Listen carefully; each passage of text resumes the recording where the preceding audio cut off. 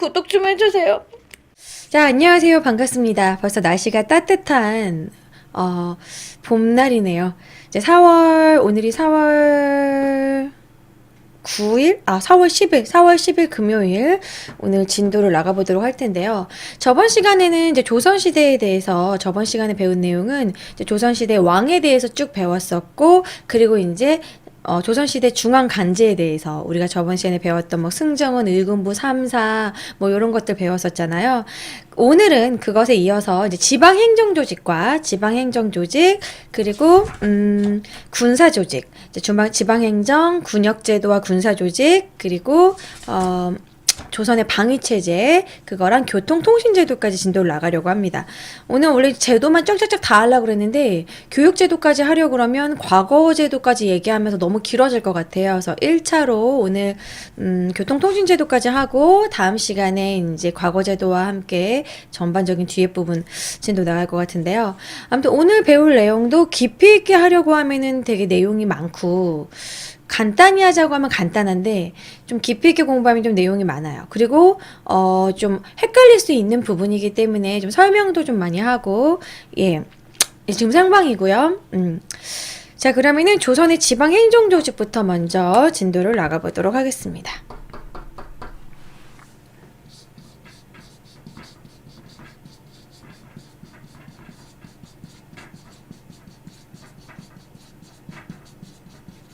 자, 조선의 지방행정조직에 대해서 먼저 알아볼 텐데, 지방행정조직은 일단은 조선 팔도죠.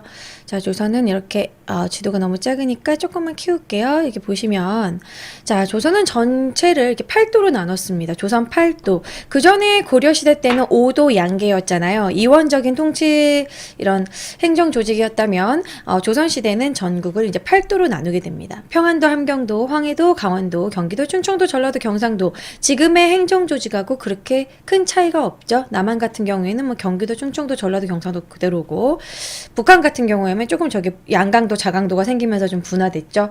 자, 아무튼 조선은 이렇게 전국을 팔도로 나눕니다.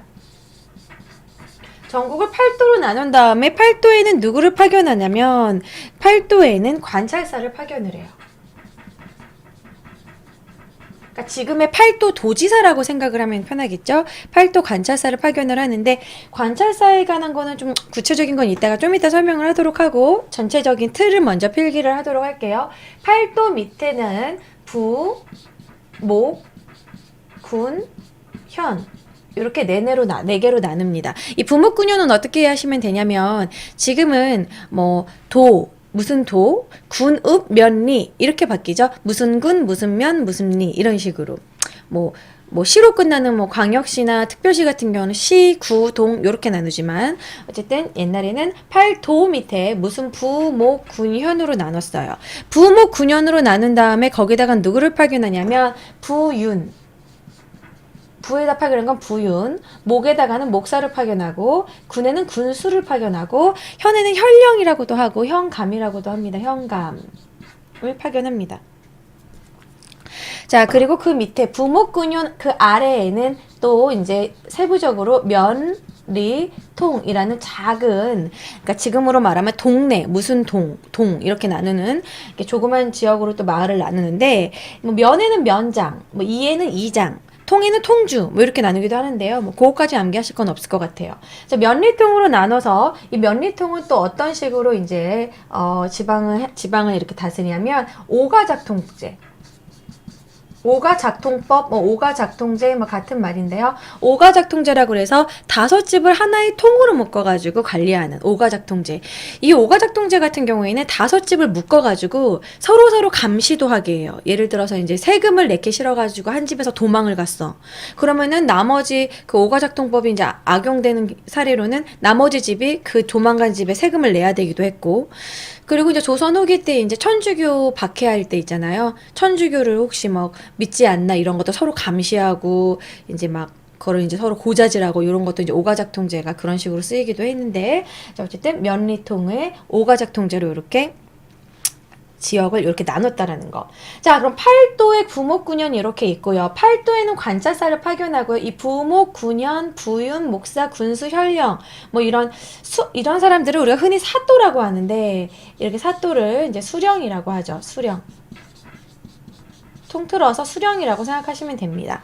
자, 그럼 수령이 이렇게 있으면 수령 옆에는 누가 있냐면 수령 옆에 이방, 호방, 예방 이렇게 막 수염 이렇게 길러가지고 사또 하시는 그런 막 이렇게 막 아부하는 이런 이방 우리가 많이 봤잖아요. 자, 그런 애들을 이제 향리라고 합니다. 향리. 자, 향리는 6방으로 나눠 있어요. 이 6방은 똑같이 이호, 예병, 현공 똑같아요. 이호, 예, 병, 형, 공. 우리가 그 중앙간지에서 2조, 호조, 예조 이렇게 있는 것처럼 6방도 똑같이 2방, 호방, 예방, 병방, 형방, 공방으로 나눠 있습니다. 그래서 6방이에요.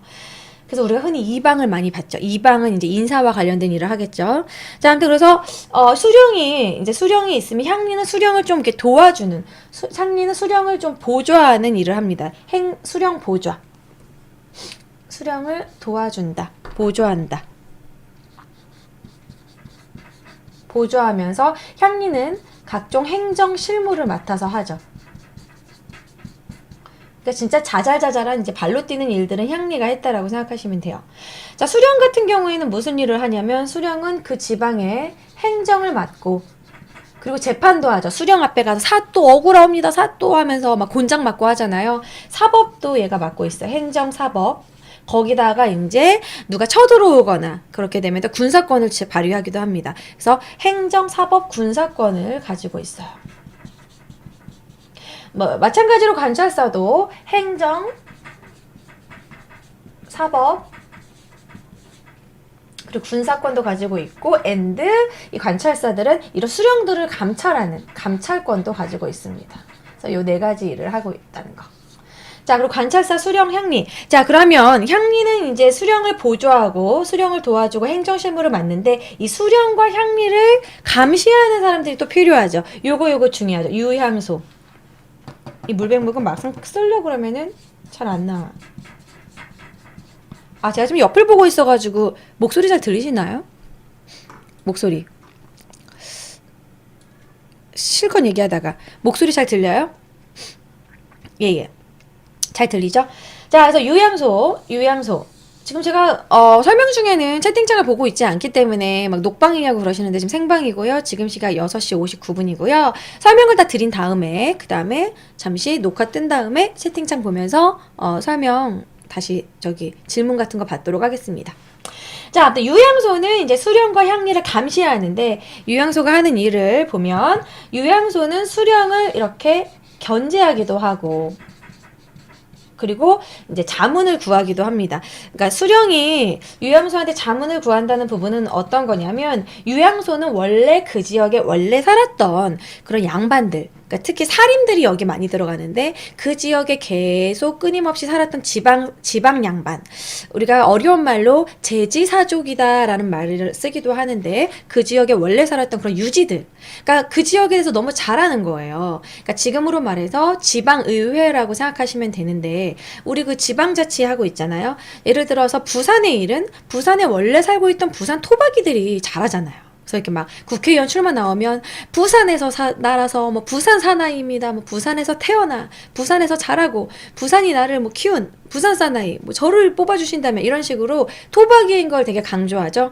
이런 지방의회 그런 거랑 비슷한 게 이제 유향소입니다. 유향소 같은 경우에는 이 지방 양반들이 이런 자치를 허용한 지방민의 자치를 허용한 부분인데 왜냐면 그 지역의 일들은 이 사람들이 잘하니까. 그래서 여기서도 이제 스스로 좌수와 별감을 얘네들이 뽑아요. 좌수와 별감을 선출하여 회의도 열고 칸이 모자라네.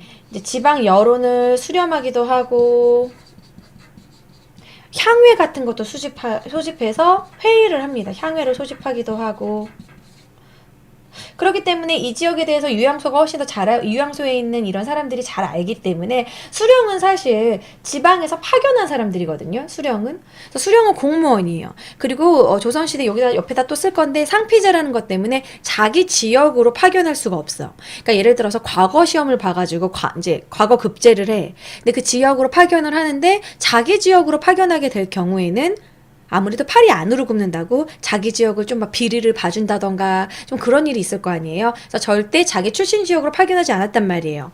그래서 이 지역에 대해서 잘 몰라. 그럼 유양소한테 이제 자문을 구하는 거지. 이런 일은 어떻게 해결하면 좋습니까? 뭐 이 지역 사람들의 성향은 어떻고, 뭐 이 지역의 특산물은 어떻고, 뭐 이 지역에 대대로 뭐 오는 문제들 뭐 그런 것들은 이제 유양소한테 자문을 구하고 또 유양소가 수령이 권한이 강화되지 않게 견제하는 역할을 합니다.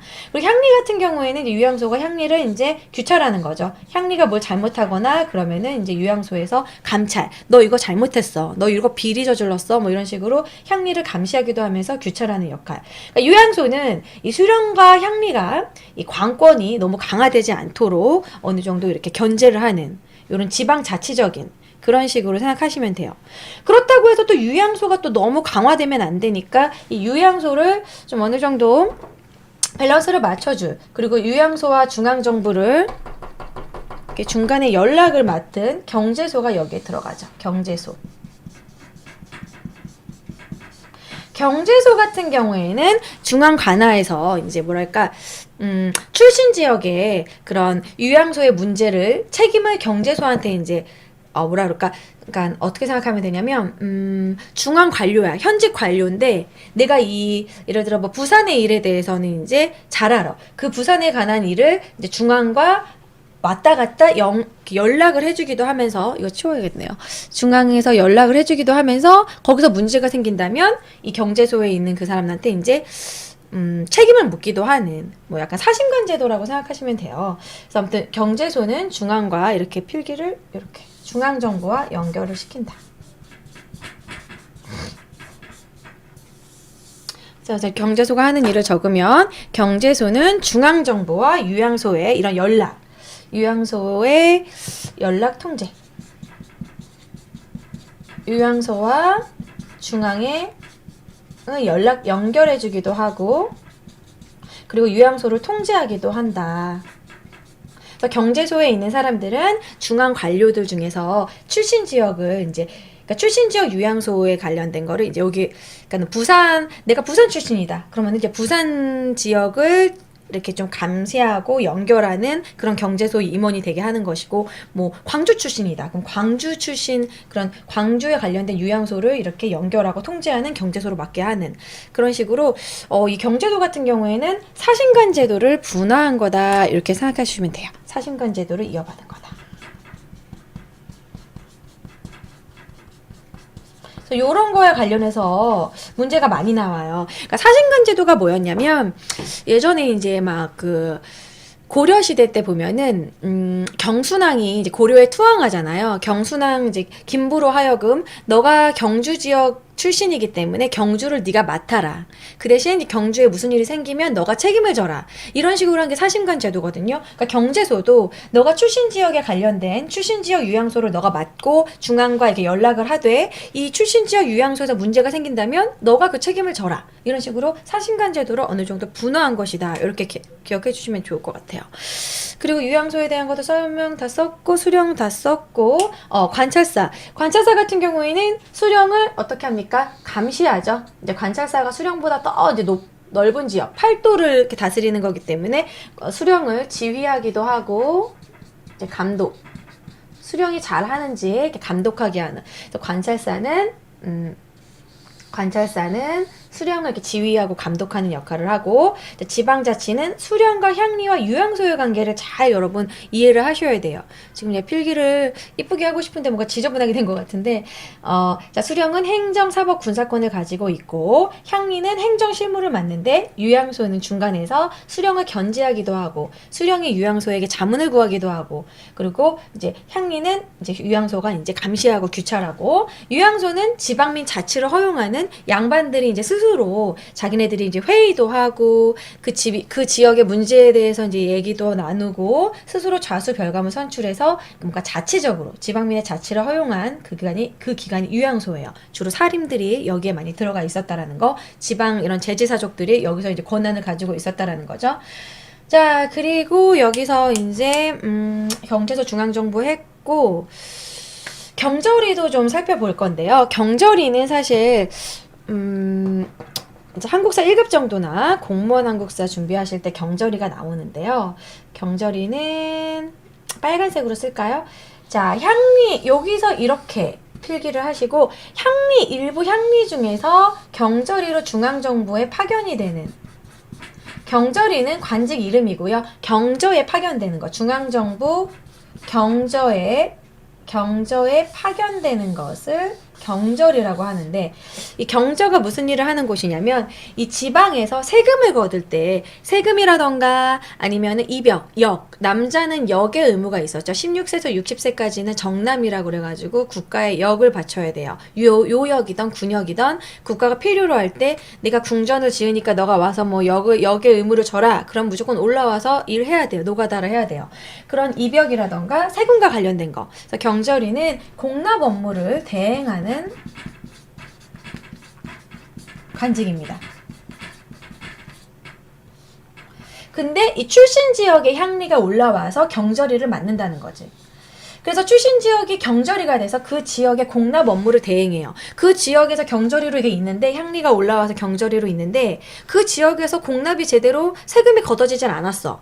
아니면 입역, 역의 의무를 다하지 않고 뭔가 문제가 생겼어. 그러면 이 경절이가 또 책임을 져야 되는 거야. 그러니까 어떻게 보면은 좀 인질로 삼는 거와 비슷해서 요것은 기인제도랑 좀 비슷하다라고 할 수 있어요. 그래서 이 향리의 일부를 중앙으로 데려와서 좀 인질로 삼아. 그래서 너네 지역 세금 제대로 안 걷으면 너가 책임져. 너가 빨리 중앙에서 해결해. 이런 식으로 해가지고 경절이는 공납 업무를 대행을 하고 이런 출신지에 칸이 모자라네요. 출신지에 뭐라고 쓸까? 출신지에 입역 문제라던가 공납 업무를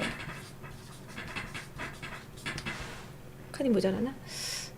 공납 업무를 지는데 그래서 경절이 제도는 이것은 경제소가 사신관 제도라면 경절이는 기인제도에서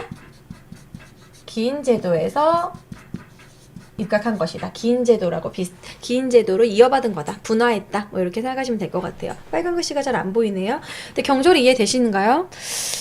경절이는 관직 이름이고 중앙경저라는 관직에서 일하는 건데 간단해요. 그냥 출신지의 세금과 관련된 공납 업무와 관련된 일을 하는 건 경절이.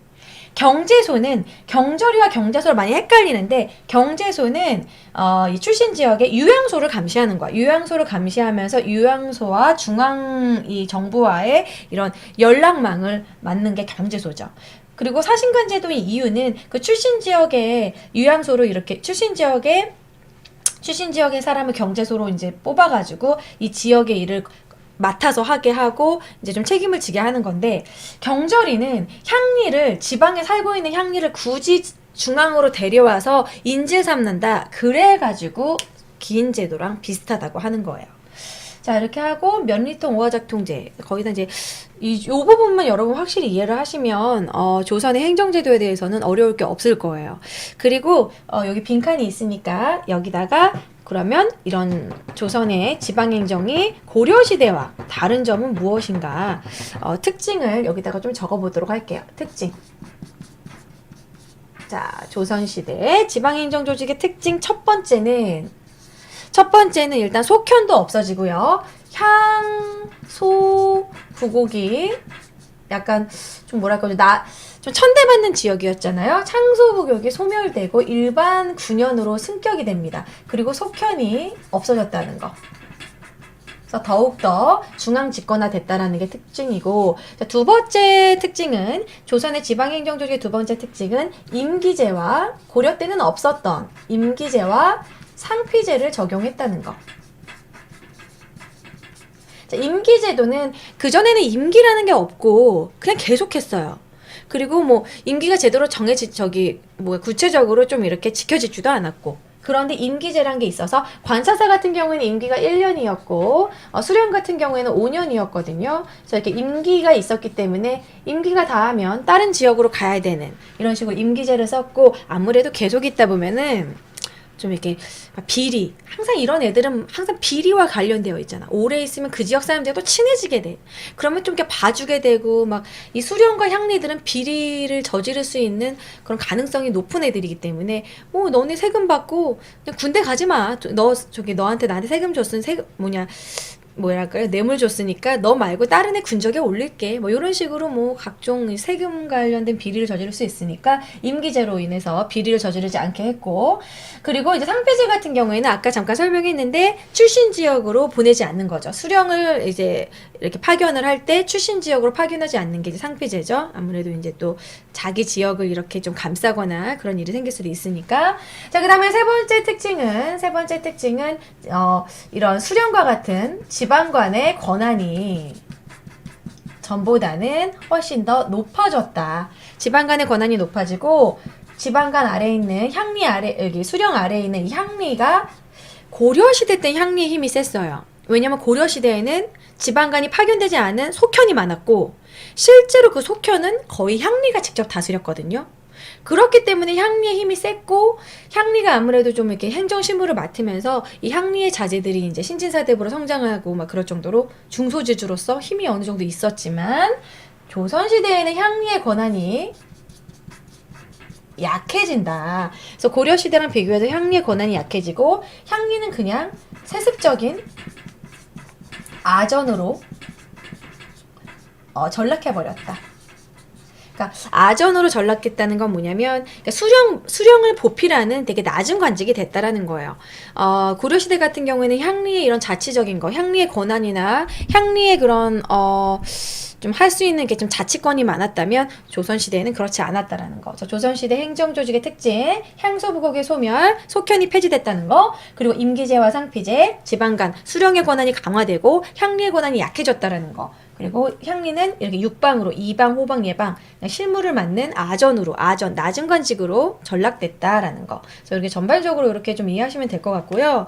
일단 이 전체적인 표를 이해하신 뒤 그 다음에 여러분들이 하나하나 이런 관직의 이름이라던가 구체적인 내용들을 좀 더 공부하시면 좋을 것 같아요.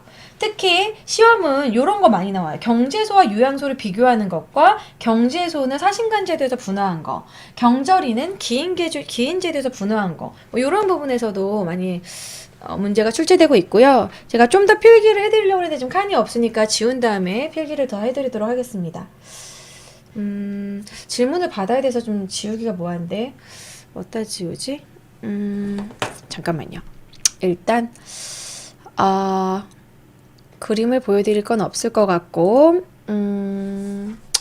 일단 필기하시고 그 다음에 지울게요.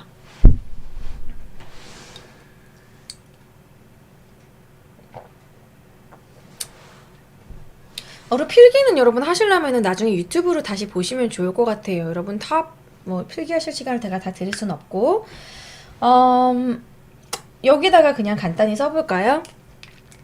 지방민이 수도를 거주하는 경우는 그냥 말로 할게요. 쓰지 않고. 통일신라 같은 경우에는 이 기인제도를 지금 내가 설명하려고 하는데 통일신라에는 상수리 제도라고 그래가지고 호족을 지방에 있는 호족을 중앙으로 이렇게 인질로 잡고 있는 상수리 제도가 있었죠.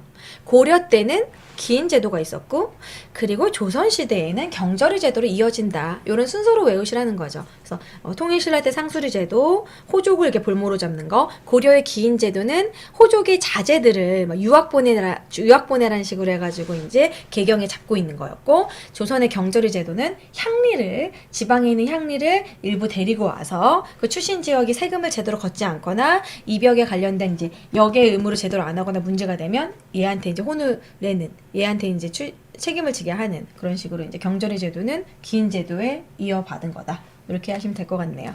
그래서 지방행정조직은 여기까지 하고 이어서 자, 군역제도랑 군사조직 이어가도록 하겠습니다.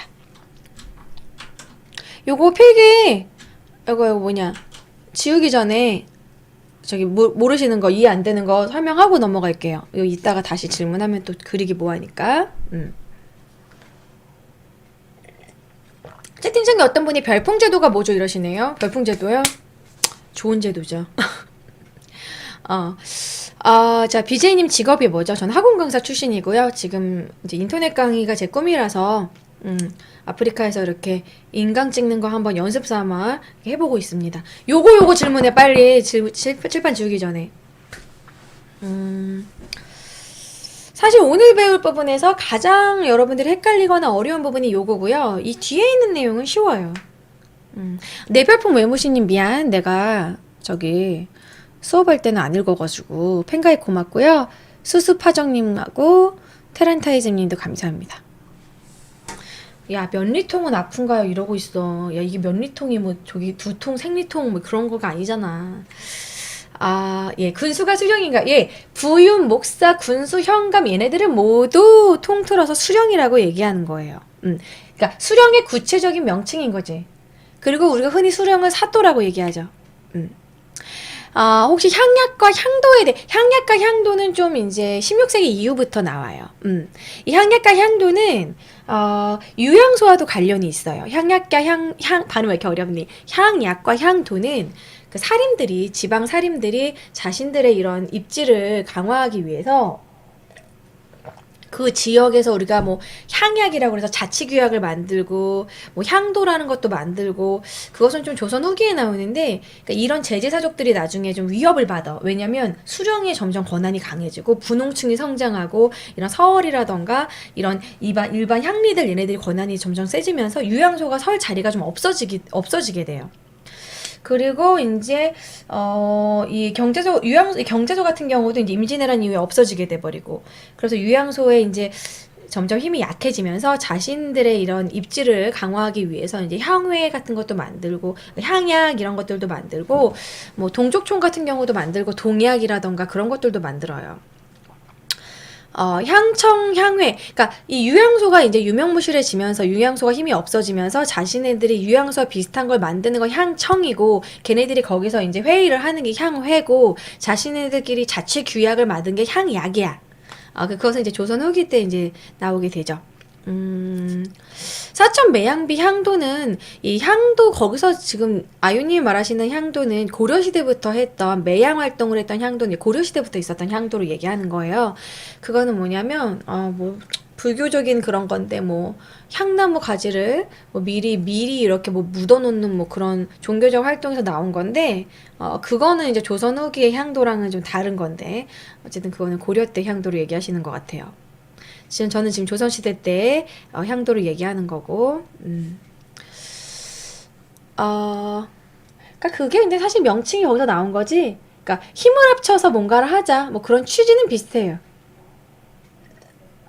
퍼그더님 유향소가 수령 쪽이랑 관련이 있는 거죠. 향리를 규찰하는 쪽.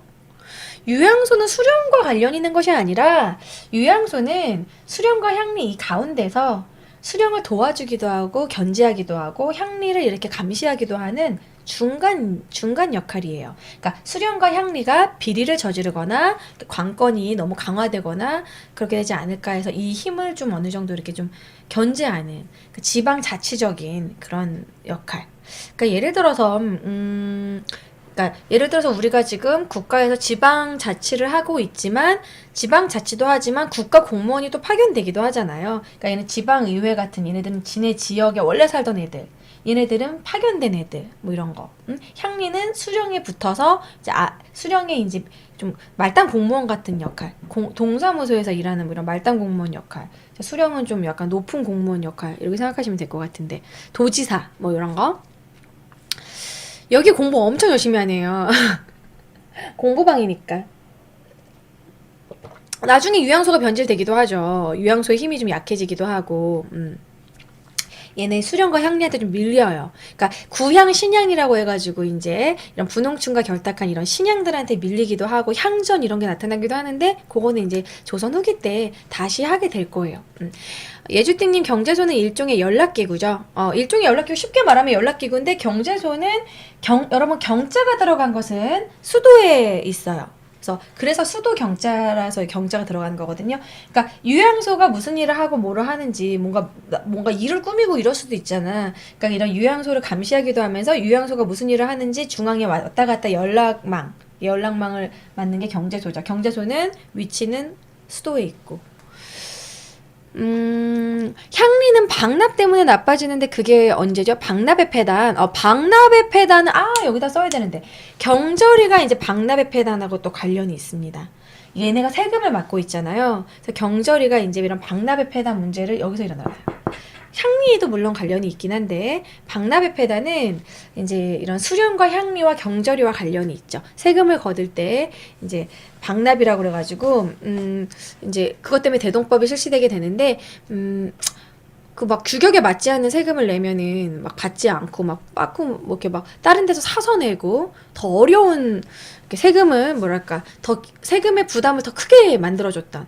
그러니까 예를 들어서 전복이 나지 않은 지역에서 전복을 내라고 한다던가 막 강원도에서 나오지 않는 생선을 내라고 한다던가 막 이런 식으로 어이없는 그런 특산물을 징수를 하고 그래가지고 어쩔 수 없이 이제 향리나 이런 경절이한테 이제 향리한테 돈을 주고 다른 데서 사서 내게 하는 이런 방납의 폐단 뭐 이런 거는 이제 경제사 할 때 다시 나올 것 같아요.